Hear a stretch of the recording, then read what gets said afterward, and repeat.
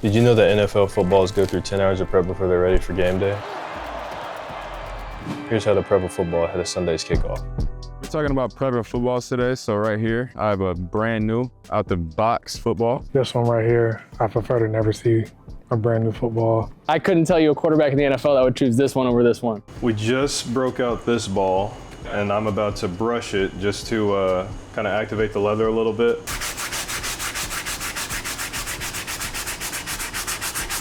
I try to break in 12 a week, and I guess over the course of the season, that's roughly about 200. Now that the ball is brushed up, I can apply some oil, add some moisture, soften it up a little bit. After the oil goes on the ball, start to darken it up a little bit as well.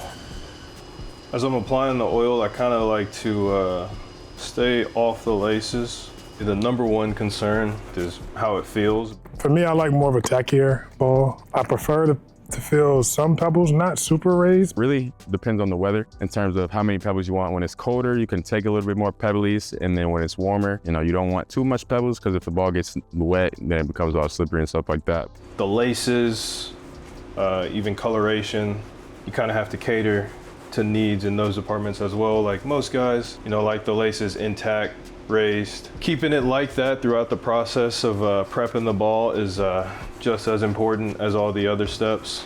So we'll let that sit for about 10 minutes. Open up a can, heat it up, and then the heat just makes it easier to apply to the ball.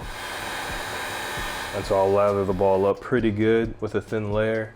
Again, in this step, I kind of like to work around the laces. After I rub it in, brush it in with the power brush, I'll apply a little bit in between each lace. This is an ever-changing process. I'm not stuck to any one method. Kind of as I receive feedback from other people around the league and quarterbacks and stuff like that, I also kind of like to switch up the formula a little bit. So I'm just about to brush the balm in.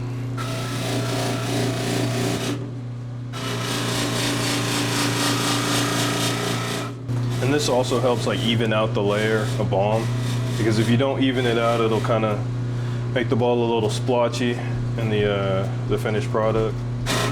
Cool. So what I'll do with all the excess is I'll just kind of get it off real quick, and then I'll use what I got out of the seams.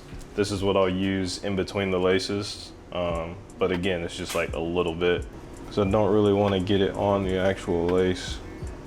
Just in between. Hopefully you'll be able to catch this, but it's kind of cool. You can kind of see the wax heating up on the ball.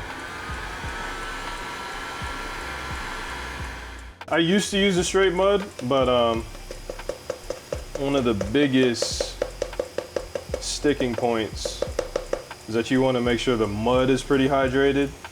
Otherwise, it doesn't really have the desired effect in making the ball a little softer and more grippable and all that stuff, and also a little darker.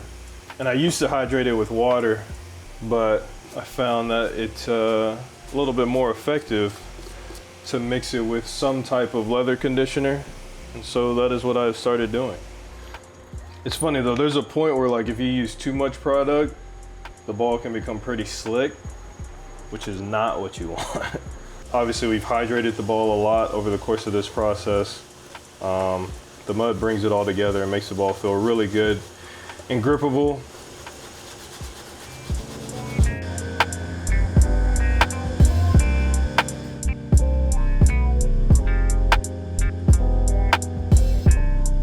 Our guys do a lot of work on it here, obviously, with mud, with brushing, repeating that process over and over again, putting a bunch of different stuff on them, trying out different things. So yeah, we're just gonna pretty much brush all the dry dirt off of the ball to get it down to, where it's actually looks like a football. So practice balls usually are just old game balls, but the quarterback balls are usually the new ones that I'm breaking in for the game. I like to take my gloves off for this part so that I can kind of feel better, the dust actually off of the ball, because right now I can feel that the ball's still got a lot of dust on it, a lot of dirt on it still.